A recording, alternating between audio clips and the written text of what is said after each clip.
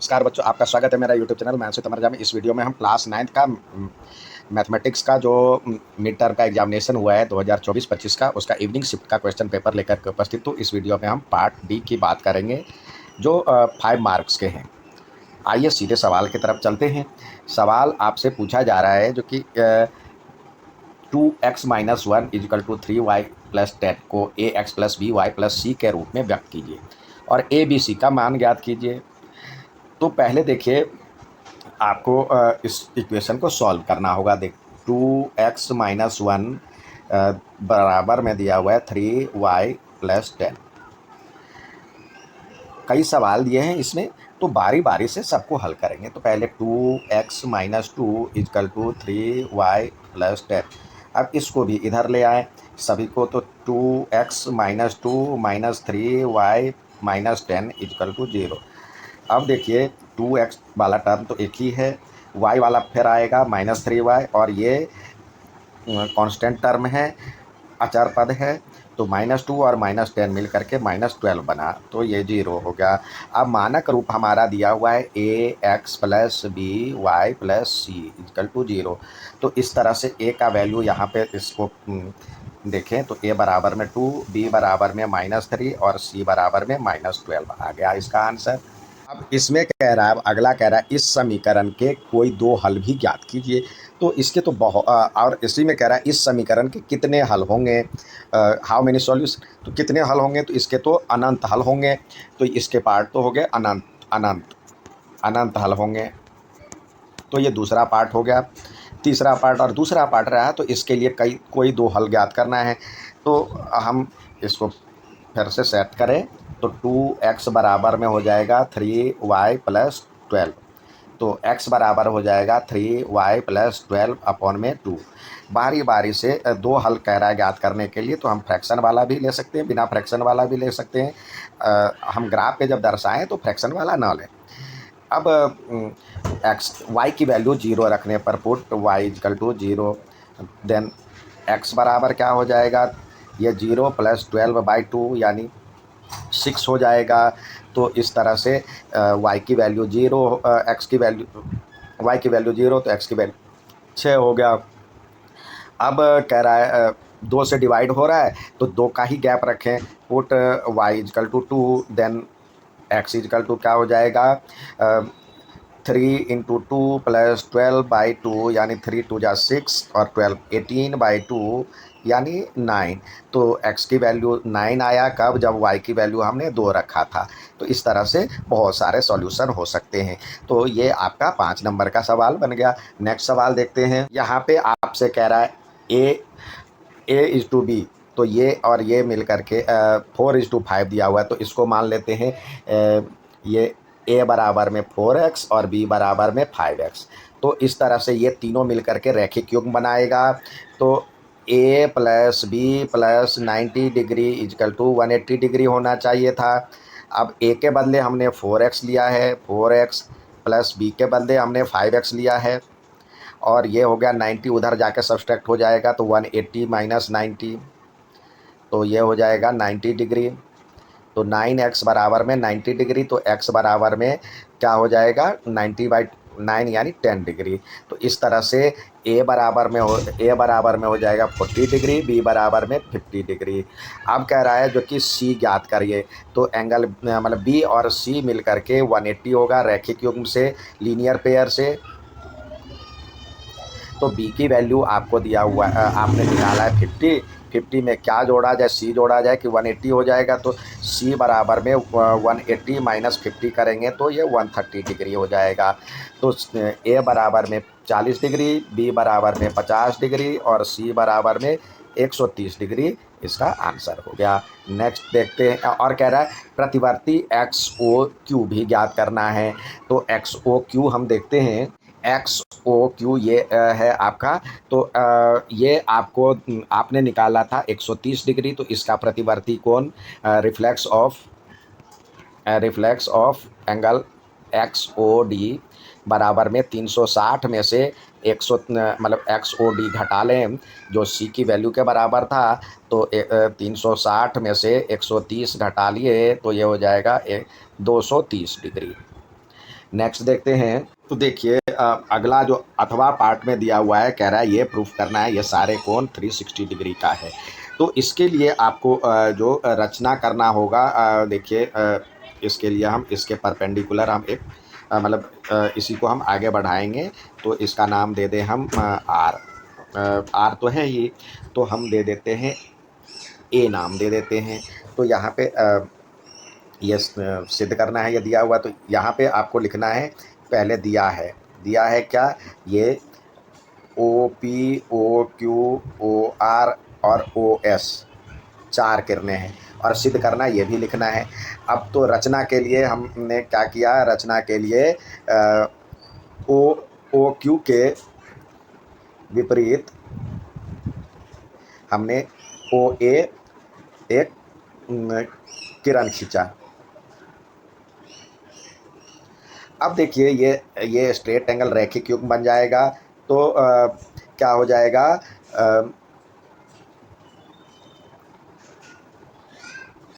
अब ये देखिए ओ पी किरण ये एफ मतलब क्यू ए पर आपतित है, क्यू ए पर है, क्यू ए रेखा पर है। तो ये रेखीय कोण हो जाएगा। तो यानी इसको हम नाम दे सकते हैं angle Q O P plus P O A equal to 180 degree. ये इक्वेशन हो गया। अब दूसरे साइड में चलते हैं नीचे की ओर। तो ये देखते हैं, ये भी लिखेंगे एस मतलब ओ एस तथा ओ आर किरण रेखा ए क्यू पर है। तो इस तरह से ये सारे एंगल मिलकर के 180 हो जाना चाहिए। Angle Q O R plus angle यानी ये एंगल, और R O S plus angle ये S O A equal to 180 degree हो जाना चाहिए था।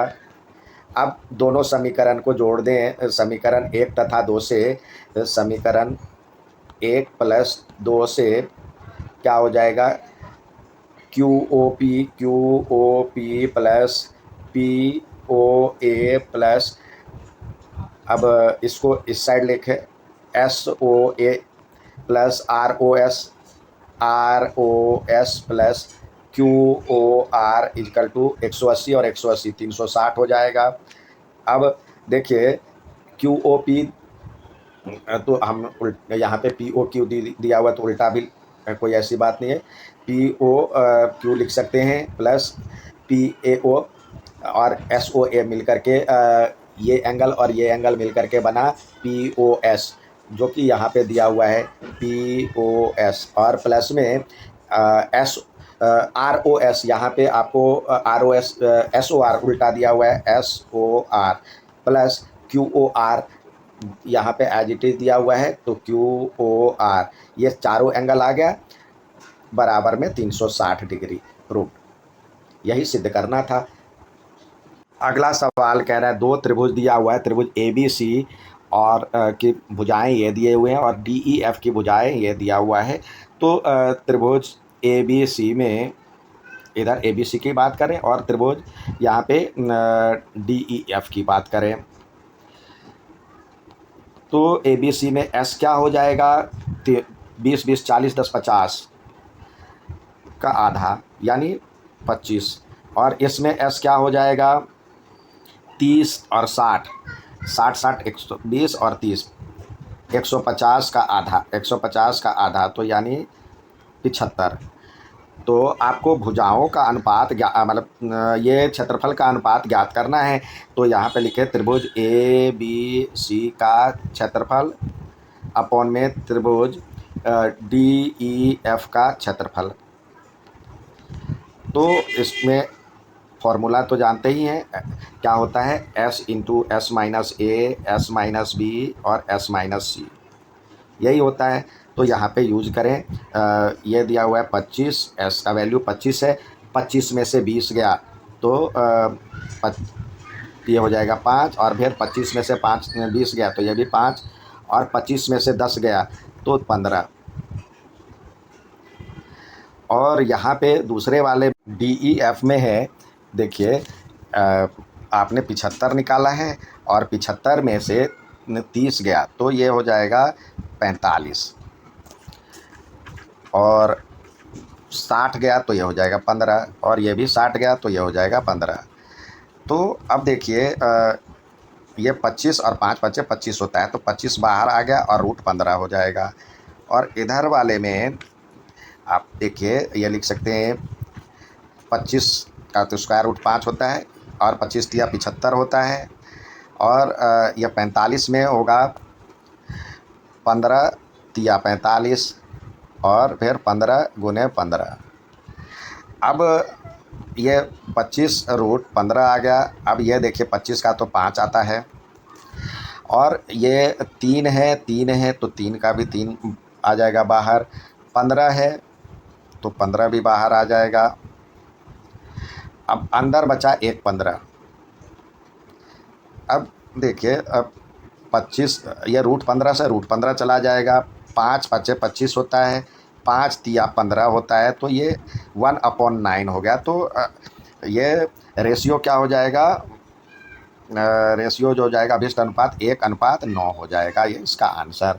नेक्स्ट देख, अगला सवाल आपसे कह रहा है त्रिभुज ABC की दो भुजाएं, ये AB और BC और माध्यिका AM क्रम से एक दूसरे त्रिभुज PQR में। तो पहले देखिए आपको दो त्रिभुज बनाने होंगे और फिर आपको प्रूफ करना आसान हो जाएगा। हमने दो त्रिभुज बना लिया, एक का नाम ABC है, AB और C, दूसरे का नाम PQR दिया हुआ है, कह रहा है, और माध्यिका है AM, यानी इसका नाम AM है और इसका नाम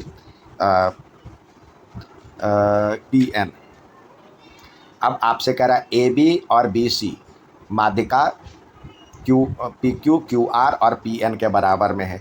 AB यानी ये PQ के बराबर, और BC यानी ये QR के बराबर, और कह रहा है जो कि AM यानी ये और ये बराबर दिया हुआ है। तो आपको याद करना है। अब माध्यिका क्या होता है आपको पता होता है, माध्यिका जो होता है, मीडियन जो होता है, माध्यिका जो होता है थर्ड साइड के, मतलब इसके मिड पॉइंट को मिलाने वाली लाइन को टच करता है। तो यानी BM बराबर में हो जाएगा हाफ ऑफ BC, और इधर दिया हुआ है QN बराबर में हो जाएगा हाफ ऑफ QR। अब चलते हैं ट्रायंगल ABM और PQN में। Triangle ABN and triangle ABM है, ABM और PQN में। तो ये दिया हुआ है AB, इधर AB बराबर में आपको दिया हुआ है PQ, और BM बराबर में ये गिवन है, BM बराबर में दिया हुआ है, BM बराबर में देखिए हाफ ऑफ BC था, और BC किसके बराबर दिया हुआ है, BC दिया हुआ है QR के बराबर में। ये लिख सकते हैं BC बराबर में QR, ये भी गिवन है। और हाफ ऑफ QR किसके बराबर है, QN के बराबर में, QN के बराबर में। तो इस तरह से BM बराबर में QN हो गया, और AM बराबर में PN दिया हुआ है, AM बराबर में PN दिया हुआ है, ये गिवन है, दिया हुआ है। तो इस तरह से ट्रायंगल ABM जो है कन्ग्रुएंट हो गया ट्रायंगल PQN के बाय SSS रूल। अब कह रहा है ट्रायंगल ABC और PQR, तो इस तरह से CP से ये बराबर में ये हो गया। तो ये पहला पार्ट प्रूव्ड हो गया, प्रूव्ड। अब दूसरे पार्ट के लिए चलते हैं। एंगल B बराबर में एंगल C बाय CP। अब चलते हैं, यहाँ पे देखते हैं in triangle ABC and triangle P Q R में आपको यहाँ पे कुछ लिखा हुआ है, ए बी बराबर में पी क्यू दिया हुआ है। देखिए ए बी बराबर में पी क्यू दिया हुआ है और एंगल बी बराबर में एंगल क्यू, हम यहाँ पे एंगल क्यू है, सॉरी एंगल क्यू है, तो ये भी हमने निकाल लिया, ये गिवन है, ये बाई सिटी हो गया था। और ये बी एम और बी क्यू आर और बी सी बराबर दिया हुआ था, तो यहाँ बी सी बराबर में क्यू आर। तो इस तरह से ट्रेंगल ए बी सी जो हो जाएगा कन्ग्रुएंट हो जाएगा ट्रेंगल पी क्यू आर के, P Q R by S A S rule. Next देखते हैं। अब दूसरा दिया हुआ है, ये दी गई आकृति में ए सी और ए बी ये खींचे गए शीर्षलंब ए सी और ए बी पर खींचे गए शीर्षलंब बी एल, यानी ये और ये बराबर दिया हुआ है। तो हमें बारी बारी से सिद्ध करना है। ये पहले हम फर्स्ट पार्ट में चलते हैं। त्रिभुज ए बी एल तथा त्रिभुज ए सी एम में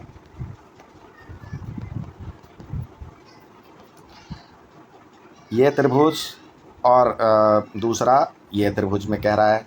तो यहाँ पे देखिए एंगल ए बराबर में एंगल ए, ये कॉमन है और ये 90 डिग्री है दिया हुआ है। तो एंगल यहाँ पे लिख सकते हैं, जो angle A M C A B L में हम बात कर रहे हैं। A L B equal to A M C बराबर में 90 डिग्री, ये गिवन है, ये भी दिया हुआ है, शीर्षलंब है। तो और ये बराबर में ये, तो इसके लिए नाम इसमें B L equal to C M ये दिया है। तो ट्रेंगल ए बी एल जो हो जाएगा सिमिलर हो जाएगा ट्रेंगल सर्वांगसम हो जाएगा ए, यहाँ पे ए सी एम के। कैसे? A S rule. आपको पता है जब दो एंगल बराबर हो जाता है तो तीसरा एंगल भी बराबर हो जाएगा, तो एस ए एस लग जाएगा, तो ए एस भी उसी के क्रम में आता है। तो इससे ये हो गया। तो ए बी सी, जब ए बी सी और ए सी बी में, तो इसके सी पी सी टी से क्या हो जाएगा? दूसरा पार्ट देखिए, ए सी इजकल टू, इसके लिए ए बी इजकल टू ए सी हो जाएगा। इस ट्रेंगल का ये साइड और इस ट्रेंगल का ये साइड दोनों बराबर हो जाएगा by C P C T. अब जब ये दो साइड बराबर हो जाएगा तो एंगल इसके अपोजिट एंगल सी बराबर में एंगल बी, तो एंगल सी यानी angle A C B equal to angle A B C लिखेंगे। Opposite sides of equal angle, opposite angle of equal side.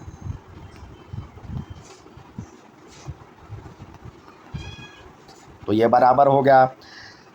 अब चलते हैं इस साइड में, triangle B M C and triangle C L B में। देखिए अब इस ट्रेंगल की बात कर रहा है और इस ट्रेंगल की बात कर रहा है, तो यानी हमने देखा एंगल बी एम सी बराबर में सी एल बी, यानी ये एंगल 90 डिग्री दिया हुआ है। और angle M B C A M C था, तो इसका ये एंगल ए बी सी था, तो एम बी सी बराबर में एंगल एल सी बी, ये सी पी सी टी से हो गया था by C P C T. और ये बराबर में ये, यानी, और इसमें वैसे भी डाल सकते हैं, ये भी बराबर है। आप C M equal to B L ये दिया हुआ बराबर है, तो भी ए एस से हो गया। तो triangle B M C similar हो जाएगा ट्रायंगल सी एल बी के by S S A, sorry A S से ए एस। ये हो गया प्रूफ। उम्मीद है समझ में आएगा। अच्छा लगे तो लाइक सब्सक्राइब शेयर जरूर करें। धन्यवाद।